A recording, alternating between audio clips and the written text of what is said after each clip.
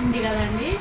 ఇప్పుడు మనము శివ పంచాక్షరి స్తోత్రాన్ని నేర్చుకుందాం అన్నమాట. ఇది కార్తీక మాసంలో రోజు చదవచ్చు, సోమవారం కూడా చదవచ్చు అన్నమాట. స్టార్ట్ చేద్దామా మరి. శివ పంచాక్షరి స్తోత్రం. ఓం నమః శివాయ, శివాయ నమః. ఓం నమః శివాయ, శివాయ నమః. ఓం నమః శివాయ, శివాయ నమః. ఓం నమః శివాయ, శివాయ నమః. ఓం నమః శివాయ, శివాయ నమః.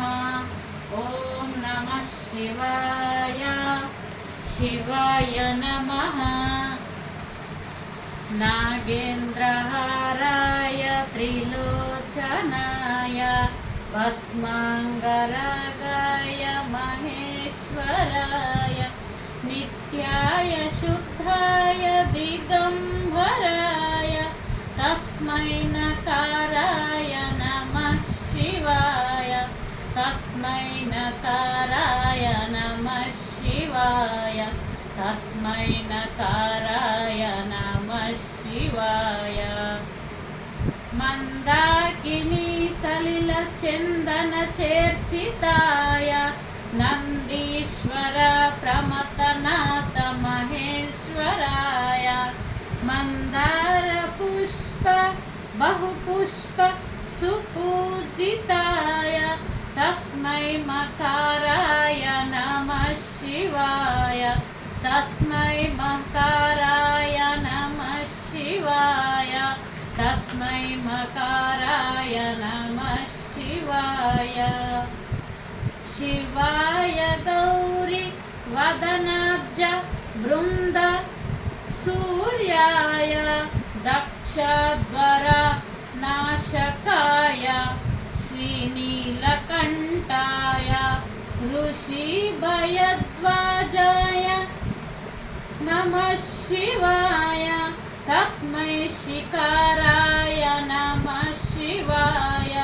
తస్మై శిఖరాయ నమః శివాయ.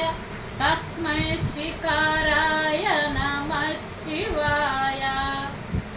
వశిష్ఠ కుంభోద్భవ వశిష్ఠ కుంభోద్భవ గౌతమార్య మునీంద్రదేవార్చిత శేఖరాయ చంద్రార్క వైష్ణవన్నర లోచనాయ తస్మై వకారాయ నమః శివాయ.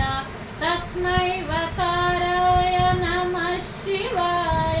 తస్మై వకారాయ నమః శివాయ.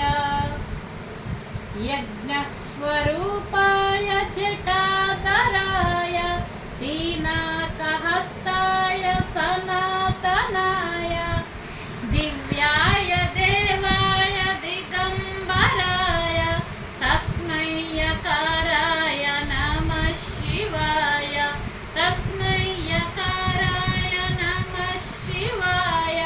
తస్మై యకారాయ నమః శివాయ. పంచాక్షరమిదం పుణ్యం యః పఠేత్ శివ సన్నిధౌ శివలోకమవాప్నోతి శివేన సహ మోదతే. శివేన సహ మోదతే. ఇతి శ్రీ శివ పంచాక్షరి స్తోత్రం సంపూర్ణం. ఓం ఐం హ్రీం శ్రీం శ్రీ విష్ణువర్ధనాయ నమః. ఓం ఐం హ్రీం శ్రీం శ్రీ విష్ణువర్ధనాయ నమః. ఓం ఐం హ్రీం శ్రీం శ్రీం శ్రీ విష్ణువర్ధనాయ నమః. ఓం ఐం హ్రీం శ్రీం శ్రీ విష్ణువర్ధనాయ నమః. ఓం ఐం హ్రీం శ్రీం శ్రీ విష్ణువర్ధనాయ నమః. ఓం ఐం హ్రీం శ్రీం శ్రీ విష్ణువర్ధనాయ నమః.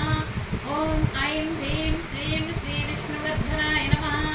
ఓం ఐం హ్రీం శ్రీం శ్రీ విష్ణువర్ధనాయ నమః. ఓం ఐం హ్రీం శ్రీం శ్రీ విష్ణువర్ధనాయ నమః. ఓం ఐం హ్రీం శ్రీం శ్రీ విష్ణువర్ధనాయ నమః. ఓం ఐం హ్రీం శ్రీం